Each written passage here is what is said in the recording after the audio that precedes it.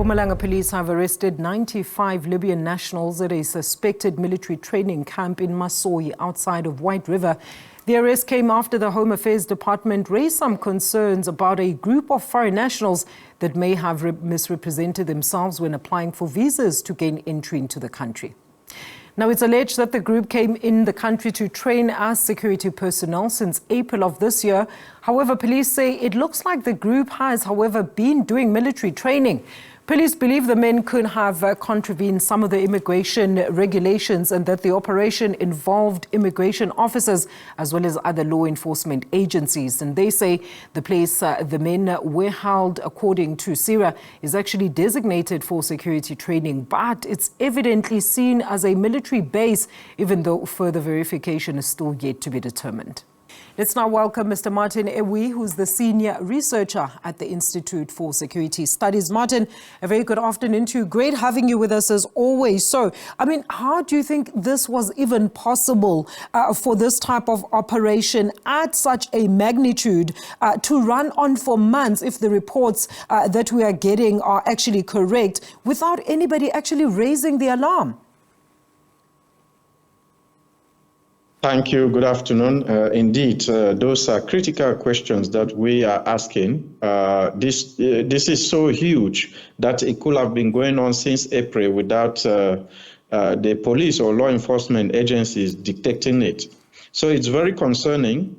And I think that someone is behind this. So we are still scratching the surface in terms of understanding what is really behind this story. And then, Martin, maybe just give us a complete outline of what types of threats to our national security this actually represents, if this was indeed a military training camp. So you have foreigners training on South African soil. We don't know what they are training for. And I think that's the critical question. Mm-hmm. We don't know what they are training for. Are they training to fight in South Africa? Are they terrorist training in South Africa? Are they organized crime syndicate training in South Africa?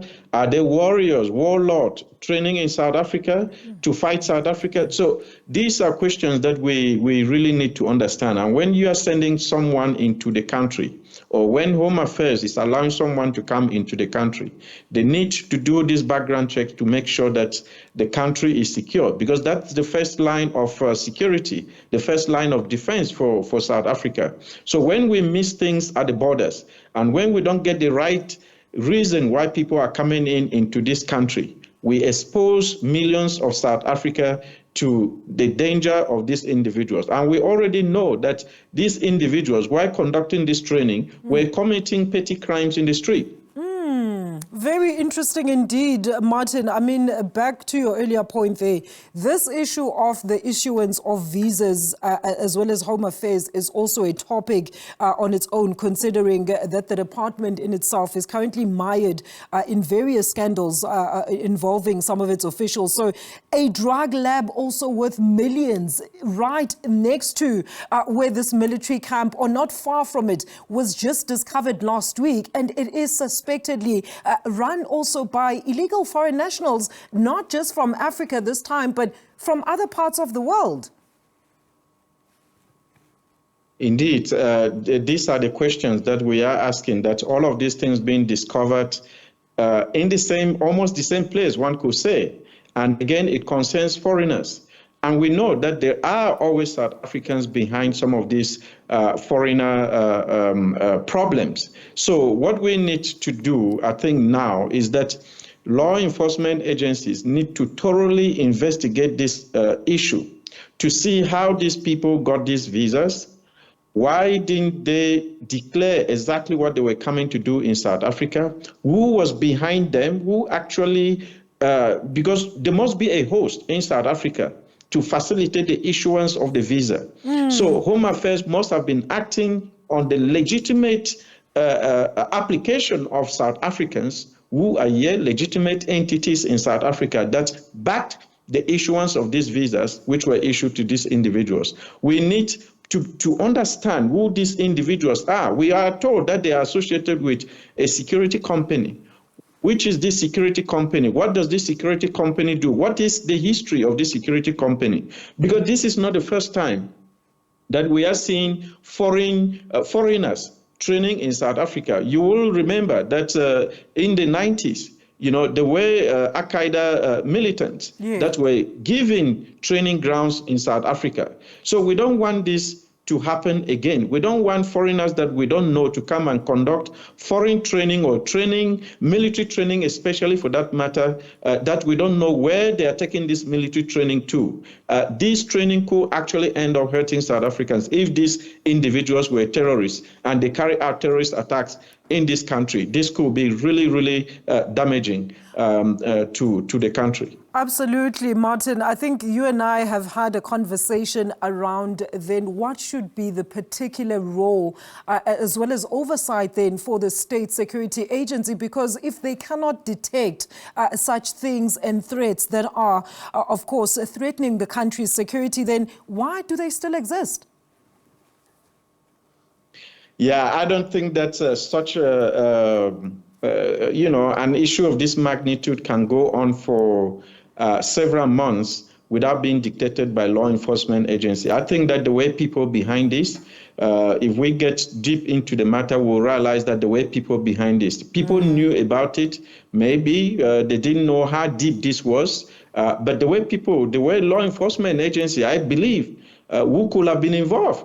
So if we dig deeper, we will realize that this thing did not really evade law enforcement officers. But what we need to be asking as a question is, why did they do so? Why didn't they bring this to the fore before? Why did they let it grow up to this level? So these are questions that I think need to be answered, and we must get to it so that we know that there are no other training camps in the country that we don't know, and we don't know what they are training for. Because we are told that they are associated with Libya.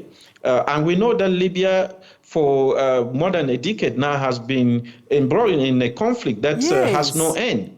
Right? Libya today is divided between the so-called militia led by Khalifa Haftar and the government of national unity, a government which has only the capital to claim as as a country. So we cannot, and South African laws do not allow South Africans to facilitate or to train, to provide any form of support to groups that are fighting in Libya. So therefore, this is already against the law in South Africa that these individuals could be prosecuted. Absolutely, Martin. I mean, should we be concerned as the citizens, and where exactly do we take these concerns?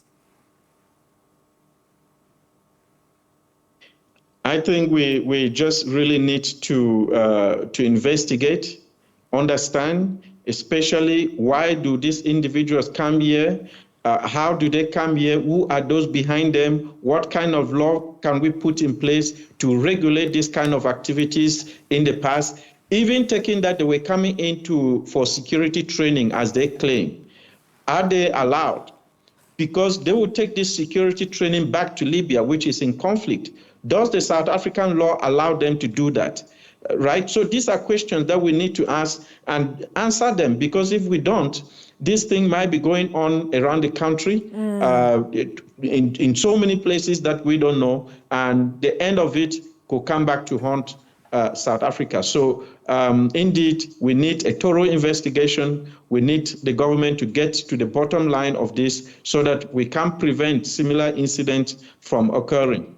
Absolutely, and heads should definitely roll, Martin. Thank you so much for your input this afternoon, Mr. Martin Ewi. He's the senior researcher at the Institute for Security Studies.